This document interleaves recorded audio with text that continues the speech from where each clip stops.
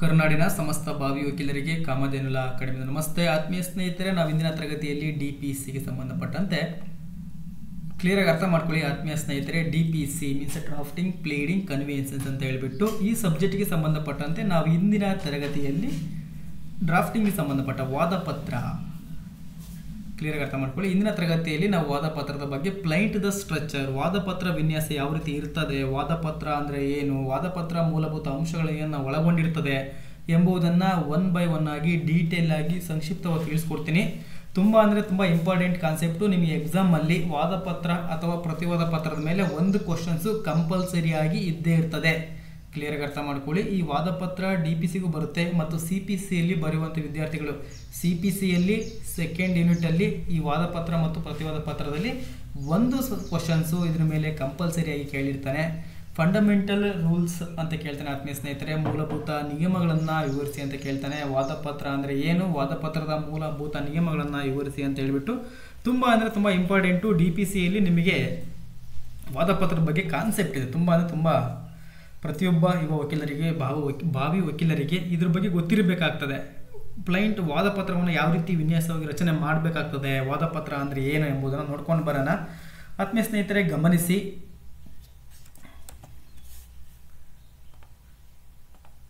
ನೋಡಿ, ವಾದಪತ್ರ ಅಂತ ನೋಡೋದಾದರೆ ಯಾವುದೋ ಒಂದು ಸಿವಿಲ್ ದಾವೆಯ ಸಂಬಂಧದಲ್ಲಿ ದಾವೆಯನ್ನು ನ್ಯಾಯಾಲಯದ ಮುಂದೆ ಸಲ್ಲಿಸುವ ಮೊದಲನೇ ಮೆಟ್ಟಿಲು ವಾದಪತ್ರ. ಕ್ಲಿಯರಾಗಿ ಅರ್ಥ ಮಾಡ್ಕೊಳ್ಳಿ.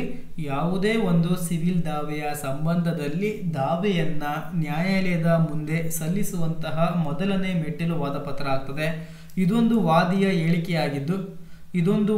ಹೇಳಿಕೆಯಾಗಿದ್ದು ಅದರ ಮೂಲಕ ತನ್ನ ಹಕ್ಕು ಪ್ರತಿಷ್ಠಾನಕ್ಕಾಗಿ ನ್ಯಾಯಾಲಯಕ್ಕೆ ಮನವಿಯನ್ನು ಸಲ್ಲಿಸಿರುತ್ತಾನೆ. ಅದರ ಮೂಲಕ ತನ್ನ ಪರಿಹಾರವನ್ನು ಪಡೆದುಕೊಳ್ಳುತ್ತಾನೆ. ವಾದಪತ್ರವು ಈ ಕೆಳಗಿನ 3 ಅವಶ್ಯಕ ವಿಭಾಗಗಳನ್ನು ಒಳಗೊಂಡಿರ್ತದೆ. ಆತ್ಮೀಯ ಸ್ನೇಹಿತರೆ, ನಿಮಗೆ ಅರ್ಥ ಆಗಿದೆ ಅಂತ ನಾನು ಭಾವಿಸ್ತೇನೆ. ವಾದಪತ್ರ ಅಂದರೆ ಕ್ಲಿಯರ್ಗೆ ಅರ್ಥ ಮಾಡ್ಕೊಳ್ಳಿ. ಯಾವುದೇ ಒಂದು ಸಿವಿಲ್ ದಾವೆಯ ಸಂಬಂಧದಲ್ಲಿ ದಾವೆಯನ್ನು ನ್ಯಾಯಾಲಯದ ಮುಂದೆ ಸಲ್ಲಿಸುವಂತಹ ಮೊದಲನೇ ಮೆಟ್ಟಿಲಿಗೆ ನಾವು ಅಥವಾ ಮೆಟ್ಟಿಲನ್ನು ವಾದಪತ್ರ ಅಂತ ಕರಿತೀವಿ. ಇದೊಂದು ವಾದಿಯ ಹೇಳಿಕೆಯಾಗಿರ್ತದೆ. ಈ ವಾದಿಯ ಹೇಳಿಕೆಯಾಗಿದ್ದು ಅದರ ಮೂಲಕ ತನ್ನ ಹಕ್ಕು ಪ್ರತಿಷ್ಠಾನಕ್ಕಾಗಿ ನ್ಯಾಯಾಲಯಕ್ಕೆ ಮನವಿಯನ್ನು ಸಲ್ಲಿಸ್ತಾನೆ. ಅದರ ಮೂಲಕ ತನ್ನ ಪರಿಹಾರವನ್ನು ಪಡೆದುಕೊಳ್ತಾನೆ. ವಾದಪತ್ರವು ಈ ಕೆಳಗಿನ 3 ಅವಶ್ಯಕ ವಿಭಾಗಗಳನ್ನು ಒಳಗೊಂಡಿರ್ತದೆ. ನೋಡಿ, ಫಸ್ಟ್ ಒನ್ ಬಂದ್ಬಿಟ್ಟು ಶಿರೋನಾಮ ಮತ್ತು ತಲೆಬರಹ, ದ ಹೆಡ್ಡಿಂಗ್ ಅಂಡ್ ಟೈಟಲ್ ಅಂತ ಕರಿತೀವಿ. ತುಂಬ ಇಂಪಾರ್ಟೆಂಟು. ಅದೇ ರೀತಿಯಾಗಿ ವಾದಪತ್ರದ ಒಳಭಾಗ the body of the plaint. ಕ್ಲಿಯರಾಗಿ ಅರ್ಥ ಮಾಡ್ಕೊಳ್ಳಿ. ಪರಿಹಾರ ಕೋರಿಕೆ, ರಿಲೀಫ್ ಕ್ಲೈಮ್ಡ್. ಆತ್ಮೀಯ ಸ್ನೇಹಿತರೆ, ಈ ವಾದಪತ್ರವು ಈ ಕೆಳಗಿನ 3 ಅವಶ್ಯಕ ವಿಭಾಗಗಳನ್ನು ಒಳಗೊಂಡಿರ್ತದೆ. ಫಸ್ಟ್ ಒನ್ ಬಂದ್ಬಿಟ್ಟು ಶಿರೋನಾಮ ಮತ್ತು ತಲೆಬರಹ ಅಂತ ಹೇಳಿಬಿಟ್ಟು, 2ನೇ ಪಾಯಿಂಟ್ ಬಂದ್ಬಿಟ್ಟು ವಾದಪತ್ರದ ಒಳಭಾಗ, 3ನೇ ಪಾಯಿಂಟ್ ಬಂದ್ಬಿಟ್ಟು ಪರಿಹಾರದ ಕೋರಿಕೆ ಅಥವಾ ಪರಿಹಾರ ಕೋರಿಕೆ ಅಂತ ಹೇಳಿಬಿಟ್ಟು ಅರ್ಥ ಆಗಿದೆ ಅಂತ ನಾನು ಭಾವಿಸ್ತೇನೆ. ಮುಂದುವರೆದು ಗಮನಿಸಿ ಆತ್ಮೀಯ ಸ್ನೇಹಿತರೆ. ಫಸ್ಟ್ ಒನ್ ನೋಡಿ, ವಿಭಾಗ 1 ನೋಡೋದಾದರೆ ಶಿರೋನಾಮೆ ಮತ್ತು ತಲೆಬರಹವನ್ನು ನೋಡೋದಾದರೆ, ಶಿರೋನಾಮವನ್ನು ಪ್ರತಿಯೊಂದು ವಾದಪತ್ರವು ಯಾವ ನ್ಯಾಯಾಲಯದ ಮುಂದೆ ವಾದಪತ್ರವನ್ನು ಸಲ್ಲಿಸಲಾಗಿದೆಯೋ ಆ ನ್ಯಾಯಾಲಯದ ಹೆಸರಿನೊಂದಿಗೆ ಪ್ರಾರಂಭಿಸತಕ್ಕದ್ದು. ಇದಕ್ಕೆ ಶಿರೋನಾಮೆ ಎಂದೆನ್ನುವ ಉದಾಹರಣೆ ಕ್ಲಿಯರ್ ಅರ್ಥ ಮಾಡ್ಕೊಳ್ಳಿ. ಪ್ರತಿಯೊಂದು ವಾದಪತ್ರವನ್ನು ನಾವು ಯಾವ ನ್ಯಾಯಾಲಯದ ಮುಂದೆ ವಾದಪತ್ರವನ್ನು ಸಲ್ಲಿಸಲಾಗಿದೆಯೋ ಆ ನ್ಯಾಯಾಲಯದ ಹೆಸರಿನೊಂದಿಗೆ ಪ್ರಾರಂಭಿಸತಕ್ಕದ್ದು. ಇದಕ್ಕೆ ಶಿರೋನಾಮೆ ಎಂದೆನ್ನುವರು. ಕ್ಲಿಯರ್ ಅರ್ಥ ಮಾಡ್ಕೊಳ್ಳಿ. ನಾನೀಗ ದಾವಣಗೆರೆ ನ್ಯಾಯಾಲಯಕ್ಕೆ ಒಂದು ದಾವೆಯನ್ನು ಸಲ್ಲಿಸ್ತಿದ್ದೀನಿ ಅಂತ ನೋಡೋದಾದರೆ ಮಾನ್ಯ ಸಿವಿಲ್ ನ್ಯಾಯಾಧೀಶರ ನ್ಯಾಯಾಲಯ ದಾವಣಗೆರೆ ಎಂದಿರತಕ್ಕದ್ದು. ಕ್ಲಿಯರಾಗಿ ಅರ್ಥ ಮಾಡ್ಕೊಳ್ಳಿ.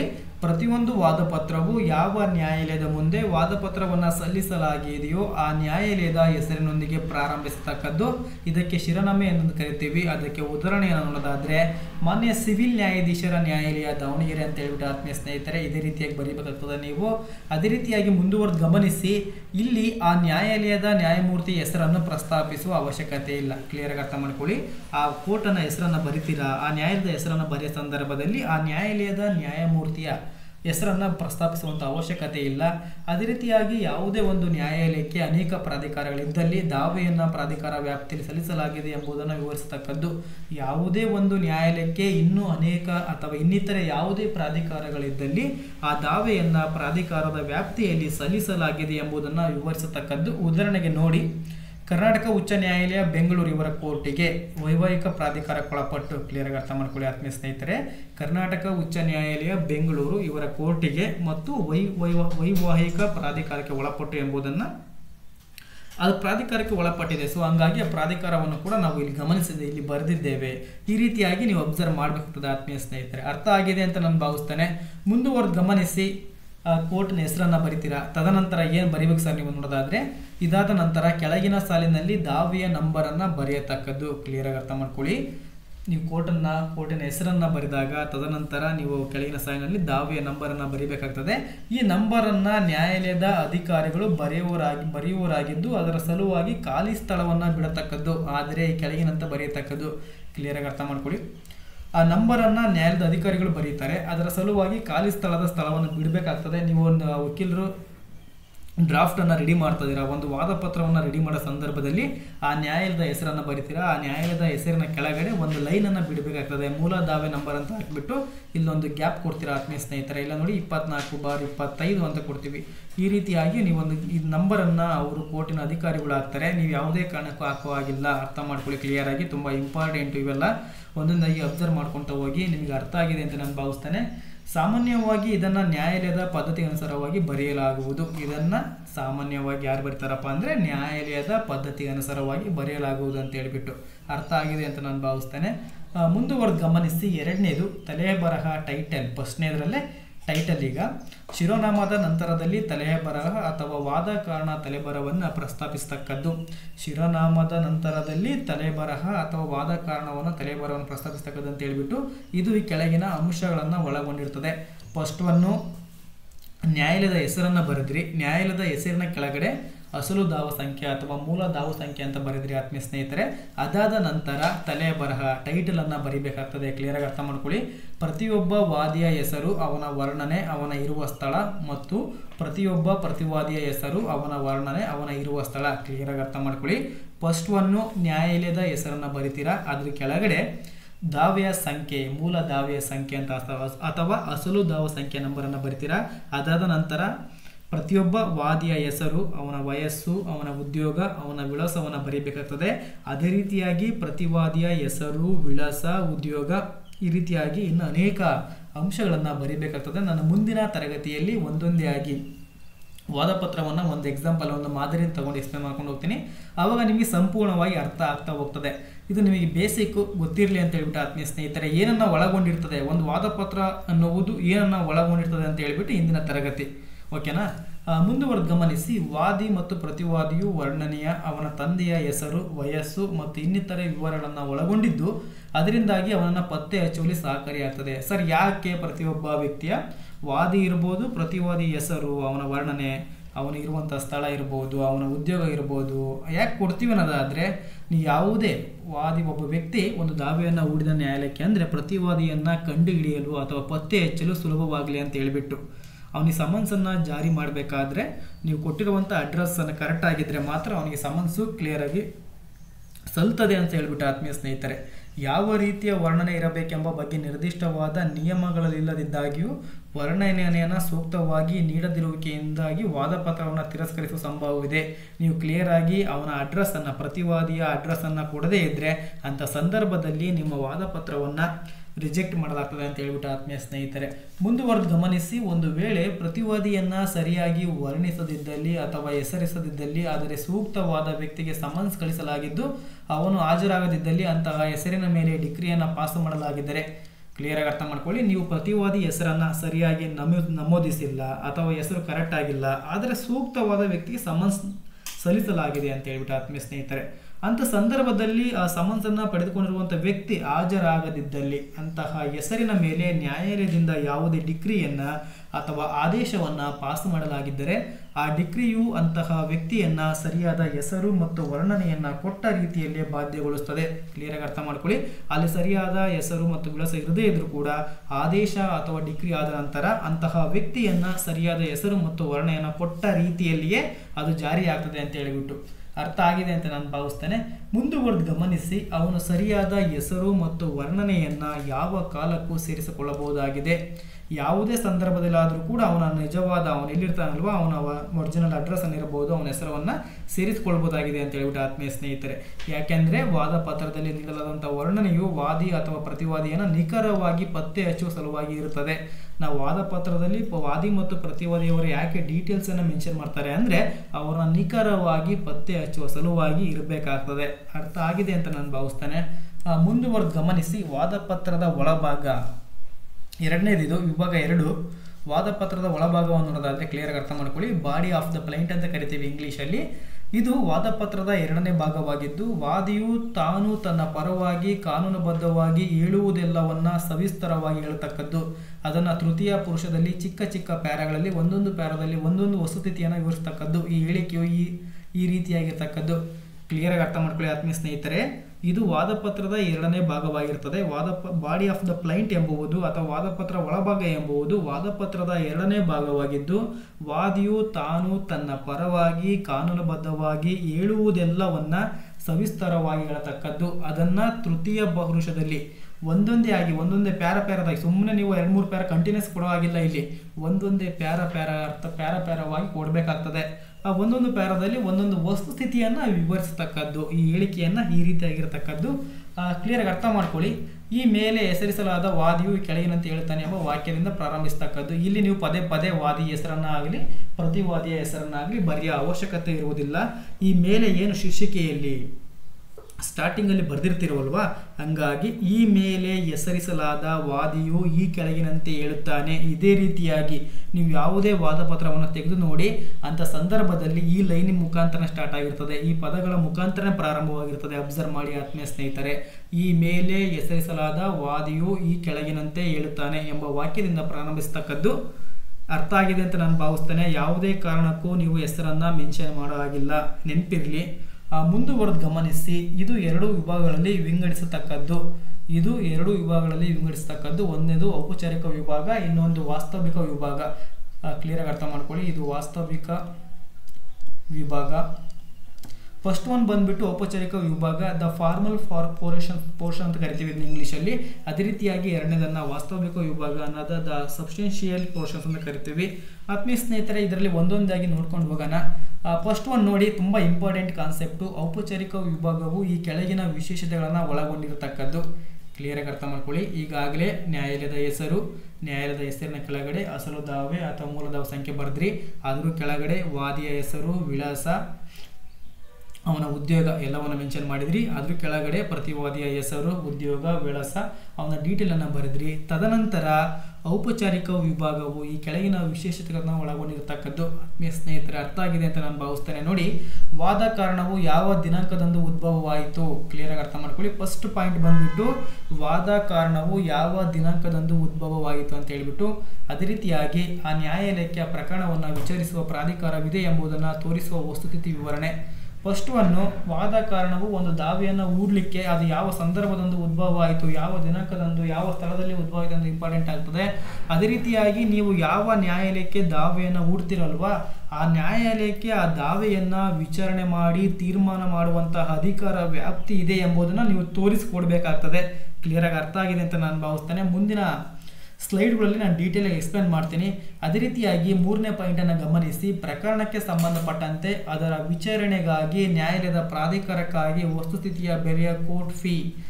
ಅದಕ್ಕೆ ಪ್ರಕರಣಕ್ಕೆ ನೀವು ದಾವೆಯನ್ನು ಹೂಡಿರ್ತೀರಾ ಅಥವಾ ಒಂದು ವ್ಯಾಜ್ಯ ಅಥವಾ ಒಂದು ಮೊಕದ್ದಮೆಗೆ ಸಂಬಂಧಪಟ್ಟಂತೆ ಅದರ ವಿಚಾರಣೆಗಾಗಿ ನ್ಯಾಯಾಲಯದ ಪ್ರಾಧಿಕಾರಕ್ಕಾಗಿ ವಸ್ತುಸ್ಥಿತಿಯ ಬೆಲೆ ಅಥವಾ ಕೋರ್ಟ್ ಫೀಯನ್ನು ಕಟ್ಟಬೇಕಾಗ್ತದೆ. ಅದೇ ರೀತಿಯಾಗಿ ಮುಂದುವರೆದು ಗಮನಿಸಿ 4ನೇ ಪಾಯಿಂಟನ್ನು, ಆ ದಾವೆಗೆ ಸಂಬಂಧಪಟ್ಟಂತೆ ಯಾವನೇ ಒಬ್ಬ ಪಕ್ಷಗಾರನು ಅಲ್ಪ ವಯಸ್ಕನಾಗಿದ್ದಲ್ಲಿ ಅಥವಾ ಮತಿಭ್ರಷ್ಟನಾಗಿದ್ದಲ್ಲಿ ಆ ಕುರಿತು ಹೇಳಿಕೆ ನೀಡಬೇಕಾಗ್ತದೆ. ನೀವು ದಾವೆ ಹೂಡುವಂಥ ಸಂದರ್ಭದಲ್ಲಿ ಆ ದಾವೆಯ ಪಕ್ಷಗಾರ ನಮೂದಿಸಿರ್ತೀರಾ.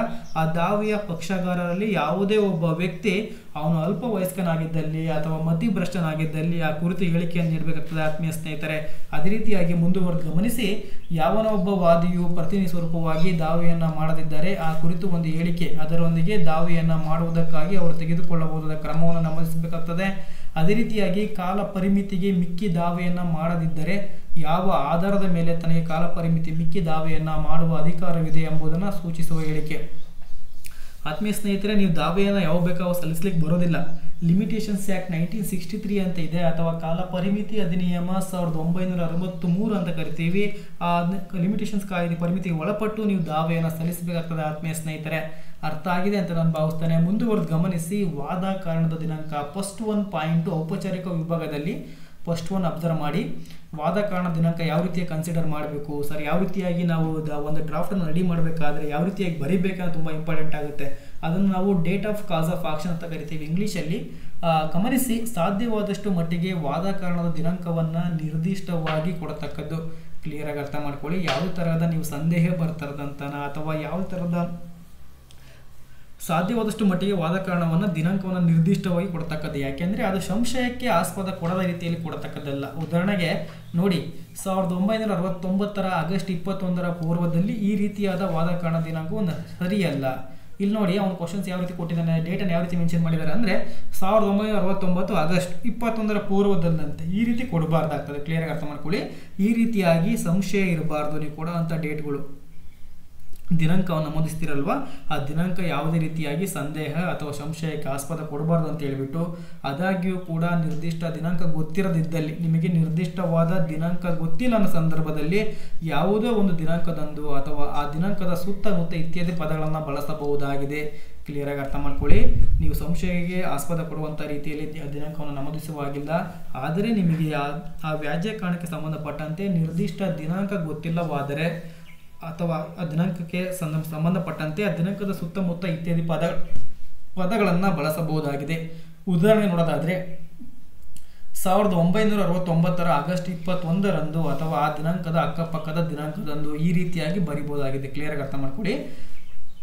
1969 ಆಗಸ್ಟ್ 21 ಅಥವಾ ಆ ದಿನಾಂಕದ ಅಕ್ಕಪಕ್ಕದ ದಿನಾಂಕದಂದು ಈ ರೀತಿಯಾಗಿ ಬರೆದ್ರೆ ಅದು ಓಕೆ ಆಗ್ತದೆ ಆತ್ಮೀಯ ಸ್ನೇಹಿತರೆ.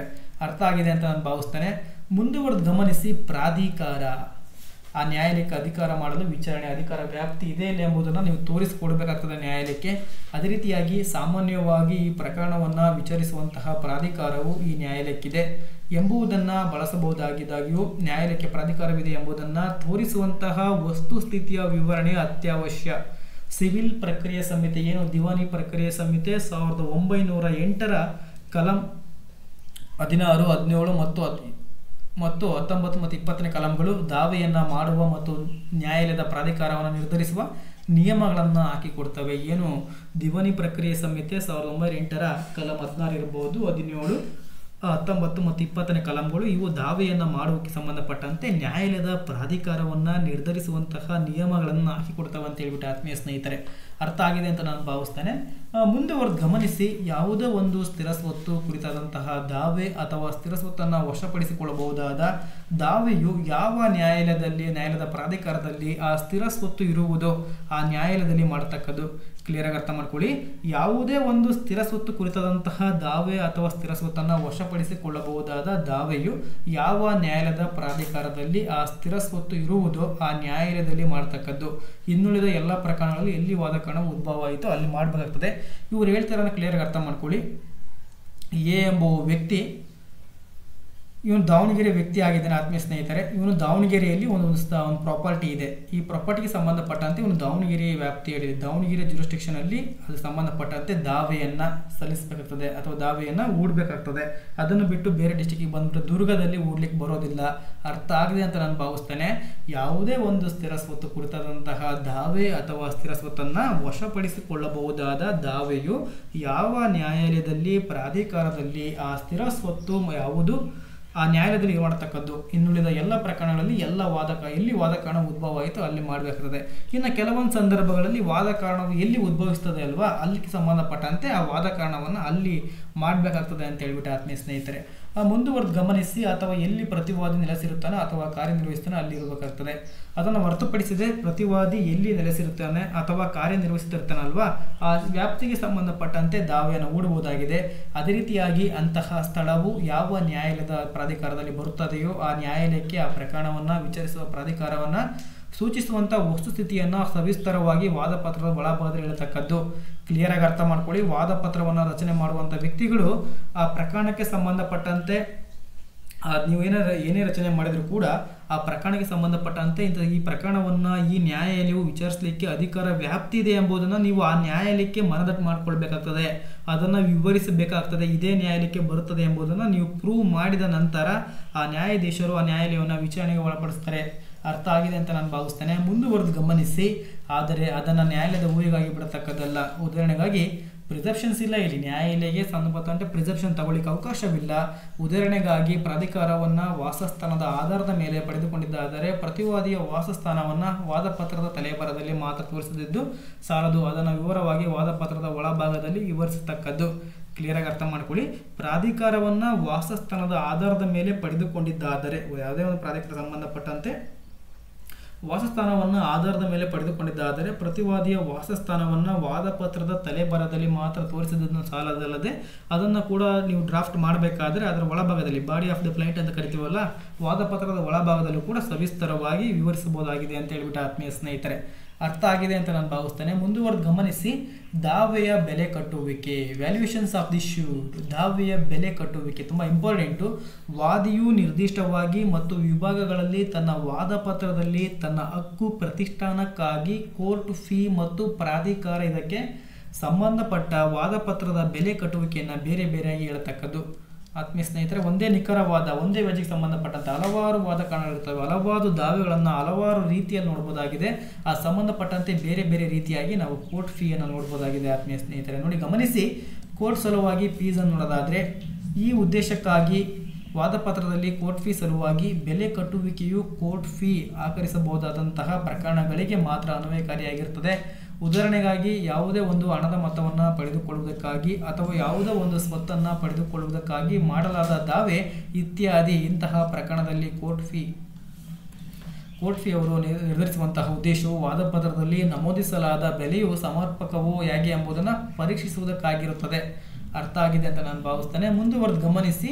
ಇಲ್ಲಿ ನ್ಯಾಯಾಲಯವು ಕೋರಲಾದಂತಹ ಹಣದ ಮೊತ್ತ ಮತ್ತು ಅದಕ್ಕಾಗಿ ನೀಡಲಾದಂತಹ ಕೋರ್ಟ್ ಫೀಯನ್ನು ಕಟ್ಟದಿದ್ದಲ್ಲಿ ನ್ಯಾಯಾಲಯವು ಅದನ್ನು ನೀಡದಂತೆ ಆದೇಶಿಸುತ್ತದೆ.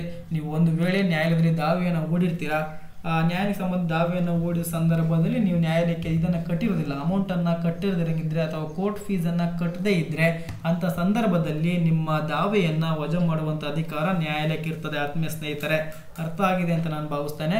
ಮುಂದುವರೆದು ಗಮನಿಸಿ. ಒಂದು ವೇಳೆ ಅದಕ್ಕನುಗುಣವಾಗಿ ನೀಡದಿದ್ದಲ್ಲಿ ನ್ಯಾಯಾಲಯವು ದಾವೆಯನ್ನು ಕಿತ್ತು ಹಾಕುತ್ತದೆ. ಕೆಲವೊಂದು ದಾವೆಗಳಲ್ಲಿ ಸಂಬಂಧದಲ್ಲಿ ನಿರ್ದಿಷ್ಟವಾದ ಕೋರ್ಟ್ ಫೀಯನ್ನು ಕಟ್ಟಬೇಕಾಗ್ತದೆ.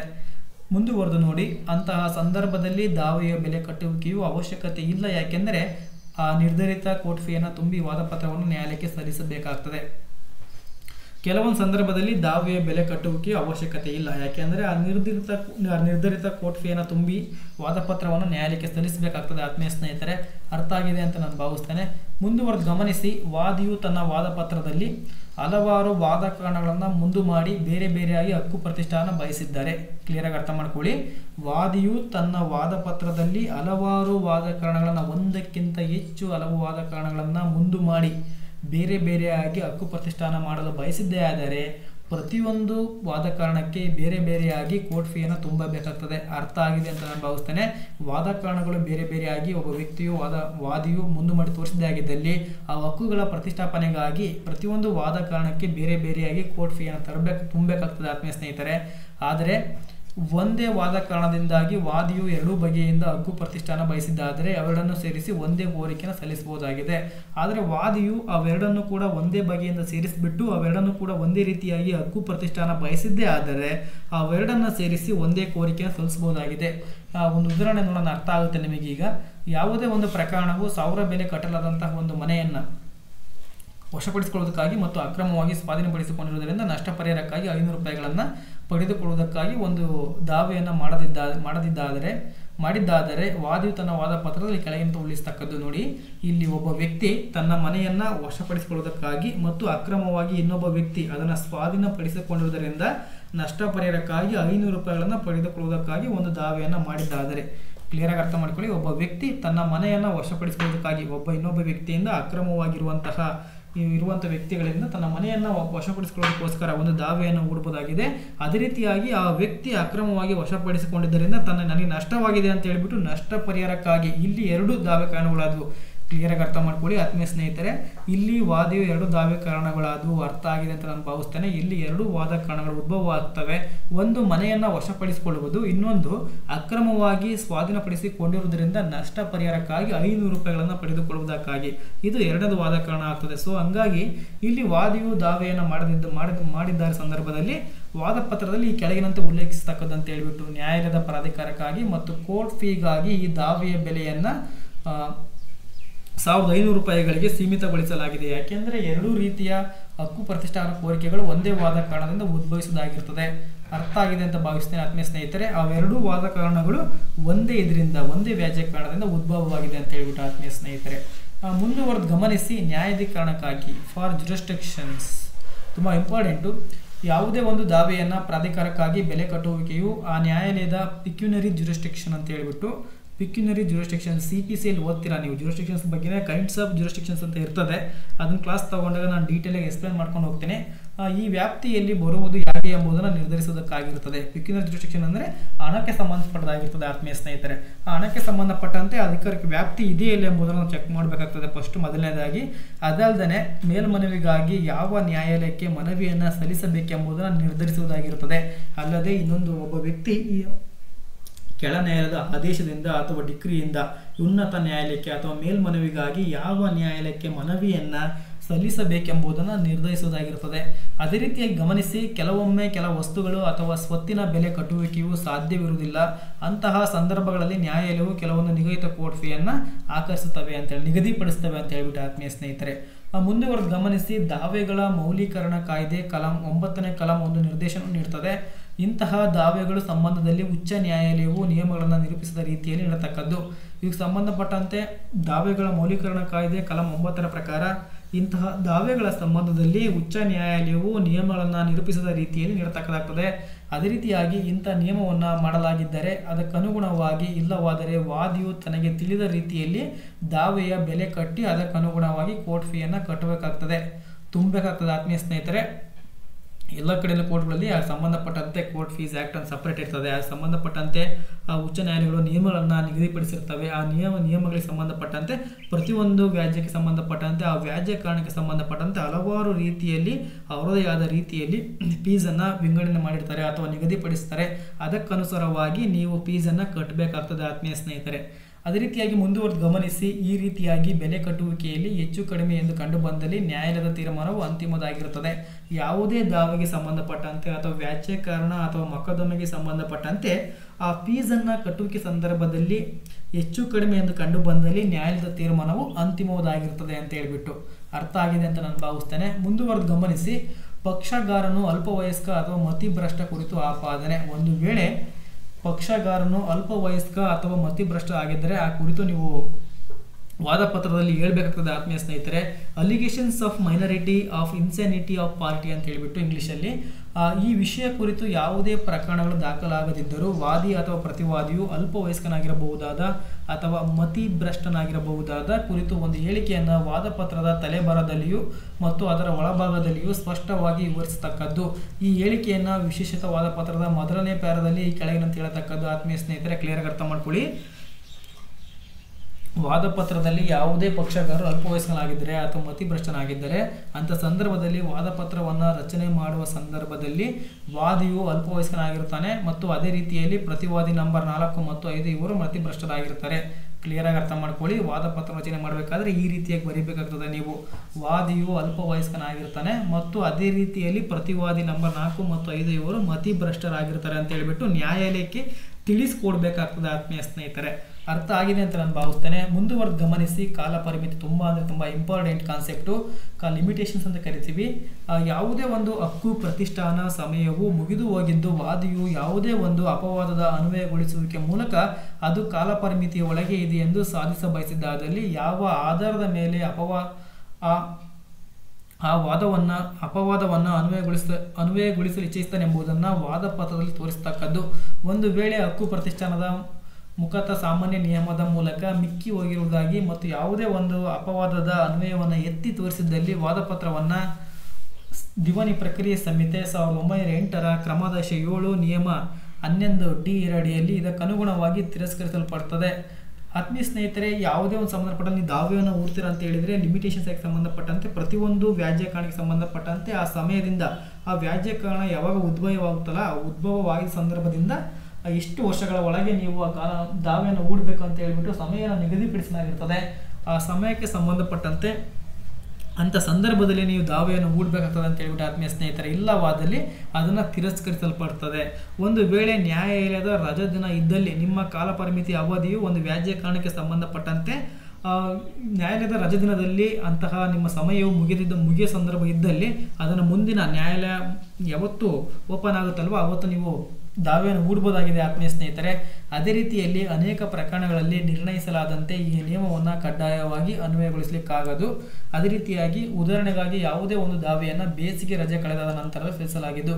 ಕ್ಲಿಯರಾಗಿ ಅರ್ಥ ಮಾಡ್ಕೊಳ್ಳಿ. ಉದಾಹರಣೆ ನೋಡೋದಾದ್ರೆ ಯಾವುದೇ ಒಂದು ದಾವೆಯನ್ನು ಬೇಸಿಗೆ ರಜೆ ಕಳೆದಾದ ನಂತರದಲ್ಲಿ ಸಲ್ಲಿಸಲಾಗಿದ್ದು ಅದನ್ನು ಸಲ್ಲಿಸುವಂತಹ ಅವಧಿಯು ಬೇಸಿಗೆ ರಜೆಯ ವೇಳೆಯಲ್ಲಿ ಮುಕ್ತಾಯ ಹೊಂದಿದಾಗಿಯೂ ನ್ಯಾಯಾಲಯವು ನ್ಯಾಯಿಕವಾಗಿ ರಜೆ ದಿವಸಗಳನ್ನು ಗಣನೆಗೆ ತೆಗೆದುಕೊಂಡ ಈ ವಿಷಯವನ್ನು ವಾದಪತ್ರದಲ್ಲಿ ತೋರಿಸಿದಾಗಿಯೂ ದಾವೆಯನ್ನು ತಿರಸ್ಕರಿಸಕೂಡದು ಅಂತ ಹೇಳಿಬಿಟ್ಟು ನಾನು ಈಗಾಗಲೇ ಹೇಳಿದ ರೀತಿಯಲ್ಲಿ ನಿಮಗೆ ಅರ್ಥ ಆಗಿದೆ ಅಂತ ನಾನು ಭಾವಿಸ್ತೇನೆ. ಮುಂದುವರೆದು ಗಮನಿಸಿ. ಒಂದು ವೇಳೆ ವಾದಪತ್ರದಲ್ಲಿ ಅಪವಾದದ ಆಧಾರವನ್ನು ತೋರಿಸದಿದ್ದಲ್ಲಿ ವಾದಿಗೆ ಅದನ್ನು ತದನಂತರ ವಿಚಾರಣೆ ಕಾಲಕ್ಕೆ ಎತ್ತುವುದಕ್ಕೆ ಆಸ್ಪದ ಎನ್ನಲಾಗುವುದಿಲ್ಲ. ವಾದಿಯು ಯಾಕೆ ಲೇಟ್ ಆಯಿತು ಅಂತ ಹೇಳಿಬಿಟ್ಟು ಈ ವ್ಯಾಜ್ಯವನ್ನು ಹೂಡಲಿಕ್ಕೆ ಸರಿಯಾದ ಅಥವಾ ಸಕಾರಣವಾದ ಕಾರಣವನ್ನು ಕೊಡದೇ ಇದ್ದರೆ ಆ ವಾದಿಯ ದಾವೆಯನ್ನು ನ್ಯಾಯಾಲಯವು ಅಡ್ಮಿಷನ್ ಮಾಡಿಕೊಡೋದಿಲ್ಲ ಅಂತ ಹೇಳ್ಬಿಟ್ಟು ಆತ್ಮೀಯ ಸ್ನೇಹಿತರೆ. ಅದೇ ರೀತಿಯಾಗಿ ಅಲ್ಲದೆ ವಿಚಾರಣೆ ಕಾಲಕ್ಕೆ ಆ ಕುರಿತು ಯಾವುದೇ ಒಂದು ದಾಖಲೆ ಪತ್ರವನ್ನು ನ್ಯಾಯಾಲಯದಲ್ಲಿ ಹಾಜರುಪಡಿಸಲಿಕ್ಕೆ ಆಸ್ಪದ ಎನ್ನಲಾಗುವುದಿಲ್ಲ. ಅದೇ ರೀತಿಯಾಗಿ ಆದರೆ ವಾದಿಗೆ ಅವನ ವಾದಪತ್ರದಲ್ಲಿ ತಿದ್ದುಪಡಿ ಮಾಡಿ ಅಪವಾದದ ಆಧಾರವನ್ನು ಎತ್ತಿ ತೋರಿಸಲಿಕ್ಕೆ ಅವಕಾಶವನ್ನು ಕಲ್ಪಿಸಿಕೊಡಲಾಗುವುದು. ಇನ್ನು ಎರಡನೇದು ತುಂಬ ಇಂಪಾರ್ಟೆಂಟ್ ಕಾನ್ಸೆಪ್ಟು ವಾಸ್ತವಿಕ ವಿಭಾಗ, ಸಬ್ಸ್ಟೆನ್ಷಿಯಲ್ ಪೋರ್ಷನ್ಸ್. ಇದು ತನಕ ಔಪಚಾರಿಕ ವಿಭಾಗ ಅಂತ ತಿಳಿಸ್ಕೊಂಡು ನೋಡ್ಕೊಂಡು ಬಂದ್ರಿ. ಅದೇ ರೀತಿಯಾಗಿ ಎರಡನೇದು ವಾಸ್ತವಿಕ ವಿಭಾಗ, ಬಾಡಿ ಆಫ್ ದ ಪ್ಲೈಂಟ್ಸಲ್ಲಿ ವಾದಪತ್ರದ ಒಳಭಾಗದಲ್ಲಿ ಫಸ್ಟ್ ಒನ್ನು ಔಪಚಾರಿಕ ವಿಭಾಗವನ್ನು ಈಗಾಗಲೇ ಕಂಪ್ಲೀಟ್ ಆಗಿ ತಿಳಿಸ್ಕೊಟ್ಟಿದ್ದೇನೆ ನಿಮಗೆ. ಸೆಕೆಂಡ್ ಒನ್ನು ವಾಸ್ತವಿಕ ವಿಭಾಗ, ಸಬ್ಸ್ಟೆನ್ಷಿಯಲ್ ಪೋರ್ಷನ್ಸ್ ಅಂತ ಹೇಳ್ಬಿಟ್ಟು ಆತ್ಮೀಯ ಸ್ನೇಹಿತರೆ. ಇದು ನೋಡಿ, ವಾದಪತ್ರದ ಇನ್ನೊಂದು ಭಾಗವೆಂದರೆ ಅದು ವಾಸ್ತವಿಕ ವಿಭಾಗವಾಗ್ತದೆ. ಅದೇ ರೀತಿಯಾಗಿ ಅದು ವಾದಿಯ ವಾದ ಕಾರಣವನ್ನು ಸಮರ್ಥಿಸಬಹುದಾದಂಥ ಎಲ್ಲ ವಿವರಣೆಗಳನ್ನು ಒಳಗೊಂಡಿರ್ತಕ್ಕದ್ದು. ಈಗಾಗಲೇ ನಾನು ಹೇಳಿದಂತೆ ಔಪಚಾರಿಕ ವಿಭಾಗದಲ್ಲಿ ಒಳಗೊಂಡಿರುವಂತಹ ಪ್ರತಿಯೊಂದು ವಿವರಣೆಗಳನ್ನು ವಾಸ್ತವಿಕ ವಿಭಾಗ ಒಳಗೊಂಡಿರ್ತದೆ. ವಾದಿಯ ಅನೇಕ ಖಚಿತವಾದಂತಹ ವಾದ ಕಾರಣಗಳ ಆಧಾರದ ಮೇಲೆ ದಾವೆಯನ್ನು ಮಾಡಬಯಸಿದ್ದಾದರೆ ಬೇರೆ ಬೇರೆಯಾದ ನಿರ್ದಿಷ್ಟವಾದ ಆಧಾರಗಳನ್ನು ಪ್ಯಾರಾಗಳಲ್ಲಿ ವಿಂಗಡಿಸಿ ಹೇಳತಕ್ಕದ್ದು. ಈಗಾಗಲೇ ಹೇಳಿದಂತೆ ನಾನು ಯಾವುದೇ ರೀತಿಯಾಗಿ ನೀವು ವಾದಿಗೆ ಸಂಬಂಧಪಟ್ಟಂತೆ ವಾದಪತ್ರವನ್ನು ರಚನೆ ಮಾಡಬೇಕಾದ್ರೆ ಒಂದೇ ಪ್ಯಾರದಲ್ಲಿ ಕೊಡೋ ಆಗಿಲ್ಲ. ಕ್ಲಿಯರಾಗಿ ಅರ್ಥ ಮಾಡ್ಕೊಳ್ಳಿ. ಯಾವುದೇ ಕಾರಣಕ್ಕೂ ನೀವು ಒಂದೇ ಪ್ಯಾರದಲ್ಲಿ ಓಟು ಎಲ್ಲ ಅಂಶಗಳನ್ನು ಬರೆಯತಕ್ಕದ್ದಲ್ಲ. ಪ್ಯಾರಗಳಾಗಿ ವಿಂಗಡಿಸಿ ಅದನ್ನು ನ್ಯಾಯಾಲಯಕ್ಕೆ ಮನದಟ್ಟು ಮಾಡಿಕೊಳ್ಬೇಕಾಗ್ತದೆ ಆತ್ಮೀಯ ಸ್ನೇಹಿತರೆ.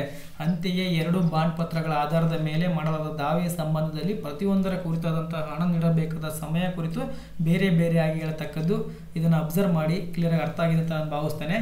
ಒಬ್ಬರಿಗಿಂತ ಹೆಚ್ಚು ಪ್ರತಿವಾದಿಗಳಿದ್ದಲ್ಲಿ ಮತ್ತು ಅವರು ಒಟ್ಟಾರೆಯಾಗಿ ಆಸಕ್ತಿಯನ್ನು ಹೊಂದಿದವರಾಗಿದ್ದರೆ ಪ್ರತಿಯೊಬ್ಬರನ್ನ ದಾವೆಯಲ್ಲಿ ಸಂಯೋಜಿಸಿರುವ ಔಚಿತ್ಯ ನಿವಾರಿಸತಕ್ಕದ್ದು.